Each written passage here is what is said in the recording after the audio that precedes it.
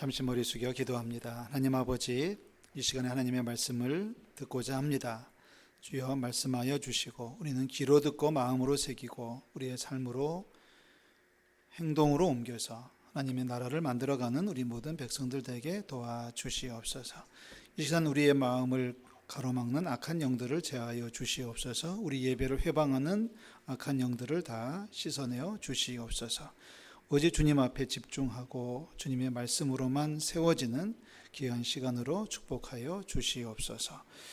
감사드립니다. 예수 그리스도의 이름으로 기도하옵나이다. 아멘. 우리 오늘을 성령 강림 주일로 지키고 있습니다. 예수님께서 약속하셨지요. 나는 가지만 다른 보혜사를 너에게 주겠다라고 약속하셨고요. 그리고 그 약속하셨던 성령이 너희가 권능을 받고 말씀하셨던 그 성령의 권능을 받는 그 사건이 오순절 마가의 다락방에서 드디어 발생했습니다. 그 날을 기념해서 우리들은 6월 요맘때쯤 되면 부활절 지나고 50일 되면 우리는 성령 강림 주일을 지키고 있습니다. 물론 하나님께서 세상을 창조하실 때부터 성령의 역사는 있었습니다. 그때도 하나님의 영이 역사하셨고 하나님의 영으로 때로는 그리스도의 영으로 또는 성령으로 여러 가지 다른 이름으로 역사하셨습니다마는 삼위 하나님이시기 때문에 태초부터 성령은 존재하셨습니다. 성부 하나님, 성자 예수 그리스도, 그리고 성령 하나님을 우리는 믿고 있습니다. 예수님은 육체를 입고 이 땅에 오신 하나님이셨습니다. 하나님이 육체를 입고 이 땅에 오신 분이 바로 예수 그리스도이지요. 근데 그 예수 그리스도가 십자가에 못 박혀 죽으시고 3일 만에 부활하시고 그리고 승천하시면서 우리를 고아와 같이 내버려 두지 않겠다라고 약속하시면서 우리에게 성령의 강력한 역사를 허락해 주셨습니다. 우리가 예수님을 그리스도라고 믿을 때, 우리가 예수님을 나의 구주로 고백하는 그 순간에 예수님만 내가 영접하는 게 아니라 예수님과 하나님, 예수님과 성령님은 삼위의 하나님이시기 때문에 내가 예수님을 내가 영접합니다라고 고백하는 그 순간에 그 고백은 곧 성령님을 내 마음에 받아들이는 똑같은 고백이 되는 겁니다. 그러니까 우리가 예수를 믿는다고 하면서 신앙생활 한다고 하면서 하나님만 믿고 예수님은 안 믿어요라고 말할 수 없는 것처럼 내가 예수님을 나의 구주로 믿습니다라고 고백을 하면서 성령님은 내가 거부할래요라고 말할 수 없습니다. 한 분 하나님이신 줄로 믿습니다. 자, 그 성령 하나님께서 이 땅에 오셔서 우리를 다스리시고 우리를 지켜주시는 줄로 믿습니다. 우리가 여기 계신 모든 분들이 나는 하나님을 믿습니다. 나는 하나님께 예배합니다. 나는 예수님이 나의 구주신 줄로 믿습니다. 라고 고백한다면 고백하십니까? 한번 해볼까요? 예수는 그리스도이신 줄로 믿습니다. 예수가 나의 구주신 줄로 믿습니다. 그 고백하는 그 신앙 고백의 근거 위에 성령님께서 우리의 심령에 들어오시는 거예요. 문제는 우리가 그것을 느끼지 못하고 있을 때가 허다하다고 하는 겁니다. 내 마음속에 계십니다. 예수님은 육체로 오셨기 때문에 여기에 계시면 여기에는 계실 수 없었잖아요. 갈릴리에 계시면 예루살렘에는 계실 수 없는 예수님이었습니다. 그런데 영으로 오시는 성령님은 영이시기 때문에 여러분 각자의 마음속에 심령 가운데 성령께서 역사하시는 줄로 믿습니다. 한 분도 예외가 없어요. 다만 우리가 그것을 느끼지 못하고 살아갈 때가 너무 많다는 겁니다. 안 보이죠. 느끼지 못하는 거죠. 안 들리죠. 그분이 성령님이 안 계셔서 안 보이는 게 아니라 다른 게 너무 많이 보이기 때문입니다. 마치 너무 밝은 곳에 가 있으면은 하늘에 있는 별이 안 보이는 것과 같습니다. 너무 시끄러운 곳에 가 있으면은 전화벨 소리가 들리지 않는 것처럼 성령님은 계속해서 우리의 마음속에 말씀하시고 우리를 도우시고 지켜주시는데 내가 너무 바쁘다는 이유 때문에 너무 세상에 팔려 있다 보니까 안 보이고 안 들릴 때가 많은 것뿐입니다. 성령과 동행하는 우리 모든 성도들 되시기를 주의 이름으로 축원합니다. 성령께서 우리를 지키시고 도우신다고 할 때 성령께서 우리 가운데 역사하시는 두 가지 큰 방법이 있다면 하나는 지혜고 하나는 능력입니다. 지혜라고 하는 것은 깨달음입니다. 성령의 역사 가운데 가장 기본적이고 가장 강력한 것 중에 하나가 우리로 하여금 깨닫게 하시는 성령의 역사입니다. 예수님께서 요한복음 14장에 제자들과 마지막 식사를 하시면서 이제 그 식사를 마치시고 예수님은 잡히셔서 십자가를 지시게 되죠. 바로 그날 저녁에 예수님은 제자들에게 약속하신 게 있어요. 내가 가지만 너희들을 고아와 같이 버려두지는 않을 거야. 내가 떠나지만 너희들을 지켜주고 보호해줄 또 다른 하나님이 오실 거야. 바로 성령님을 예언해 주셨어요. 그런데 그 성령님을 예언하시면서 성령님을 약속하시면서 하시는 말씀이 뭐냐면 성령이 역사하면 너희들로 하여금 깨닫게 해줄 거야. 몰랐던 것을 깨닫게 해줄 거야. 잃어버렸던 것들, 잊어버렸던 것을 기억나게 해줄 거야. 그리고 성령이 오셨고 성령께서 제자들을 그리고 모든 성도들을 저와 여러분들을 지금도 몰랐던 것을 깨닫게 해주시고 깜빡 잊어버렸던 것들을 기억나게 해주시는 줄로 믿습니다. 어떤 분들은 그것을 양심의 소리라고 말하는 분들이 있습니다. 우리는 그렇게 믿지 않습니다. 양심은 예수 믿거나 안 믿거나 모두가 다 갖고 있는 거지만 성령님 우리의 양심의 소리를 들으실 때가 있습니다. 전혀 몰랐는데 우리를 감동하시고 감화하시는 게 바로 성령의 역사입니다. 목사로서 살면서 성령의 역사하심을 참 많이 경험합니다. 많이 경험합니다. 정말 기가 막히게 경험할 때가 많이 있습니다. 설교를 준비할 때 그런 경험을 많이 경험하고요. 그래서 어떤 말씀을 전해야 될까 하고 있을 때 성령께서 깨닫게 하시는 경험을 정말 자주 경험하게 됩니다.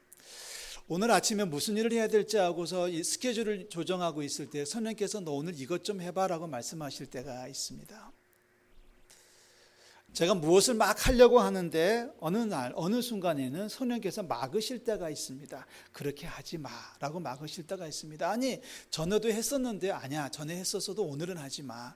다른 사람 다 가는데요. 그래도 너는 가지 마라고 막으실 때가 있습니다. 거꾸로 하기 싫은 일인데 막 독려하실 때도 왜 없겠습니까? 깨닫게 하시고 알려주시고 기억나게 해주시는 것이 바로 성령의 역사입니다. 성령이 역사하시는 그 소리에 여러분 순종하시기를 주의 이름으로 축원합니다. 성령 그가 너희에게 모든 것을 가르치고 내가 너희에게 말한 모든 것을 기억나게 해주신다고 하셨던 그 예수님의 약속이 그대로 실현되는 거예요. 그래서 우리는 믿는 사람들은 그렇게 이야기합니다. 깜빡 잊어버렸던 것이 생각났어요 라고 말합니다. 여러분 그렇게 얘기하죠? 그러나 우리 믿는 사람은 그 똑같은 사건에 대해서 표현을 다르게 할 수 있습니다. 성령님께서 깨닫게 해주셨습니다. 성령님께서 기억나게 해주셨습니다. 오늘 교회 오고 싶은 마음이 있으셨습니까? 깨보니까 교회입니까?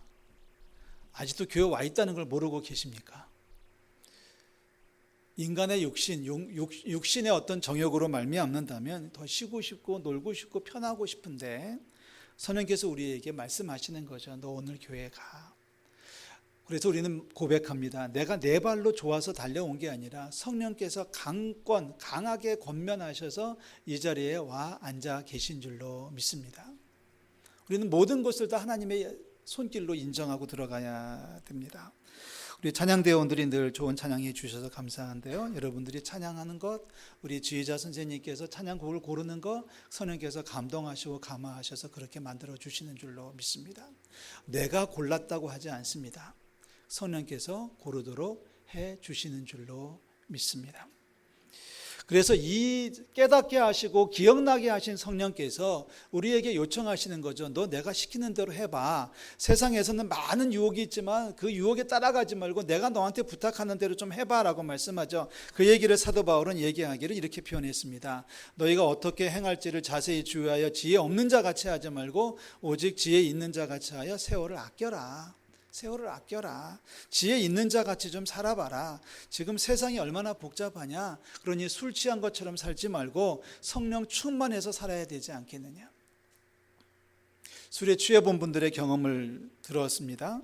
술김에 노래하고 술김에 소리 지르고 술김에 주먹질을 하고 그러다가 술이 깨가지고 정신이 돌아오면 내가 왜 그랬는지가 이해가 안 가는 게 술의 역사죠. 성령 충만하면 나는 하고 싶지 않았는데 성령께서 역사해서 그렇게 하게 되는 것을 경험하게 되실 겁니다. 이게 성령의 역사하시는 두 번째 능력이에요. 깨닫게 하시는 게 첫 번째라면 두 번째는 우리에게 그것을 가능하게 할 수 있도록 권능과 능력을 주시는 살아계신 하나님이신 줄로 믿습니다. 하고 싶지 않았어요. 전에 같으면 똑같은 상황에서 전에 같으면 주먹이 나갔을 텐데 어느 날부터는 내가 마음속에 참게 되고 기다리게 되고 용서하게 되더라는 겁니다. 어느 날 언제까지는 내가 그런 일만 당하면 부끄러워가지고 숨었는데 어느 날부터는 갑자기 나가서 소리를 지를 수 있고 소리를 외칠 수가 있는 겁니다. 하고 싶지 않았는데 성령께서 역사하셔서 그거를 할 수 있도록 능력을 더해 주시는 줄로 믿습니다. 하고 싶은데 하지 못하도록 막으실 때도 능력인 줄로 믿습니다. 사도 바울은 성령으로 살아가는 모습을 이야기하면서 세 가지로 나누어서 그 열매를 소개하고 있습니다. 여러분 19절 말씀 다 같이 읽겠습니다.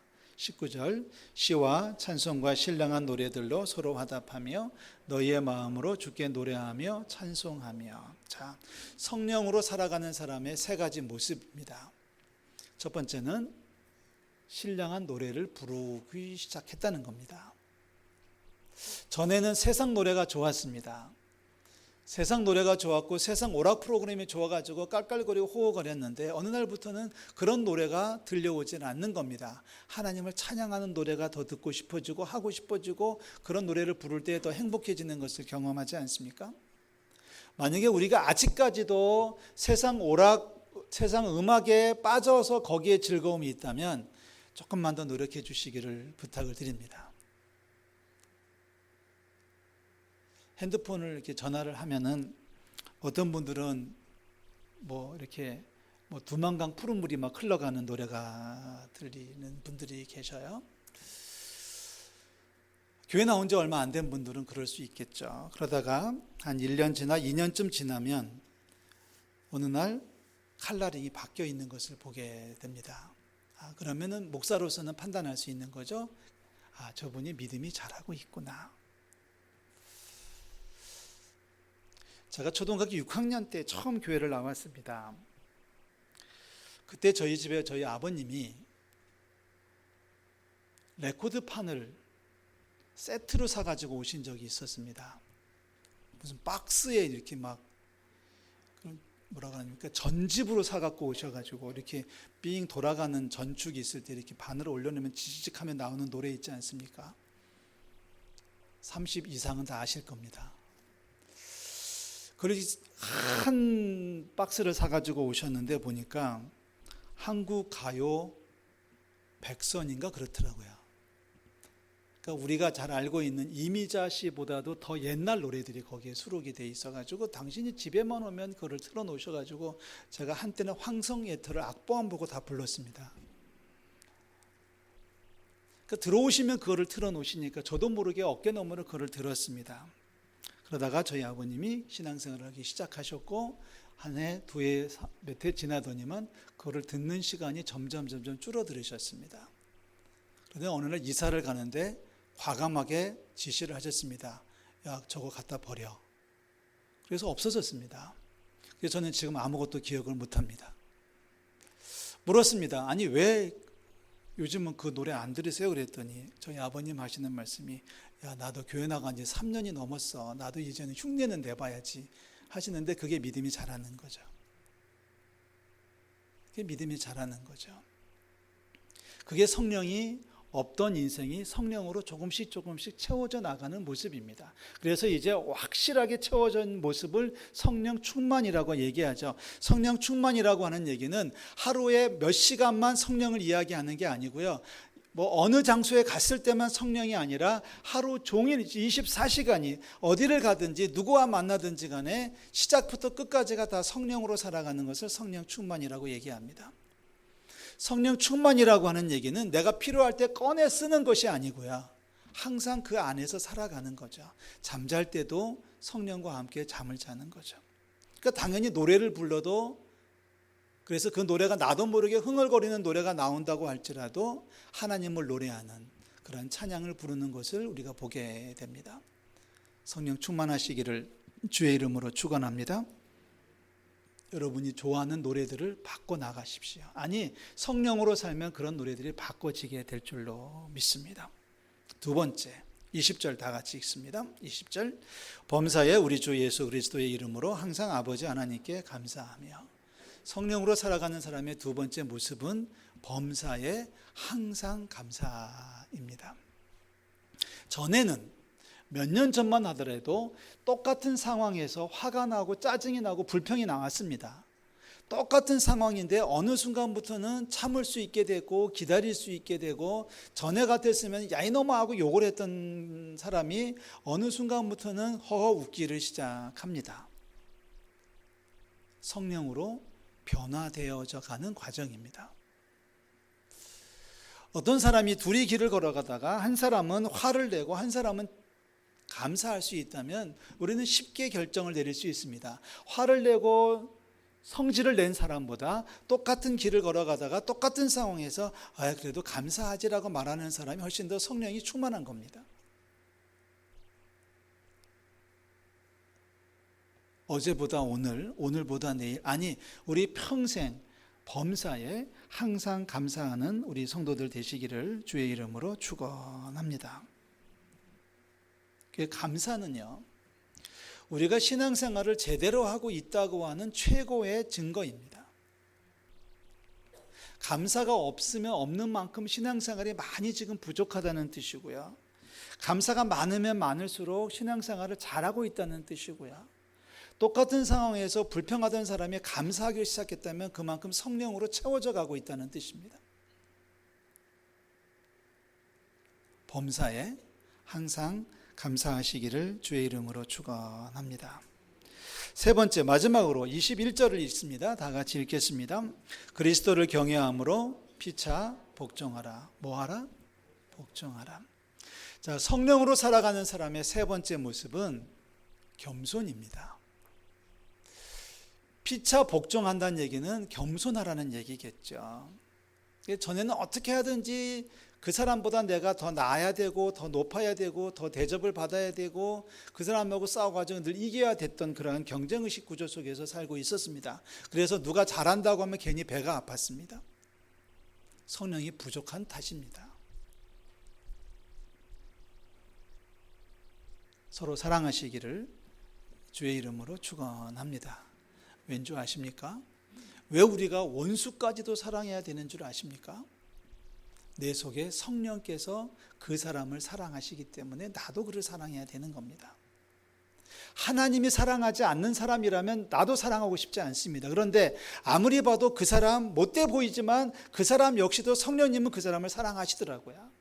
그러니 어떻게 하겠습니까? 내가 무슨 재간이 있습니까? 우리가 무슨 능력이 있습니까? 내 속에서 역사하시는, 나로 하여금 깨닫게 하시고 알려주시고 나를 통해서 역사하시는 성령님께서 좋아하신다는데 나도 당연히 좋아해야 되는 것은 결론 아니겠습니까?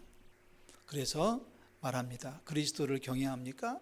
그렇다면 피차 경외하십시오. 나보다 그 사람을 낮게 여기는 마음은 성령께서 내 마음속에 주시는 하늘의 축복입니다.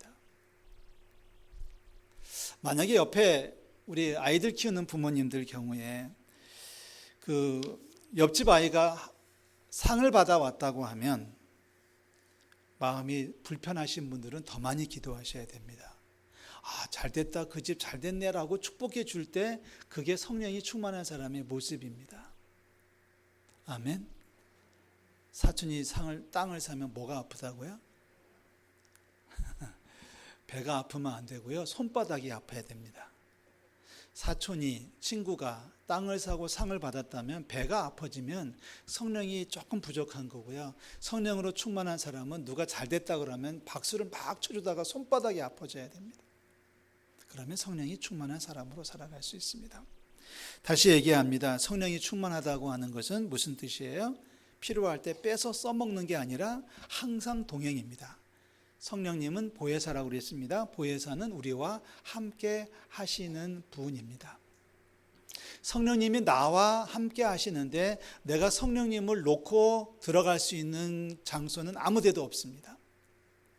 내가 누구를 만날지라도 성령님 잠깐 계셔 내가 누구를 만나고 올게요라고 할 수 있는 사람은 아무도 없습니다.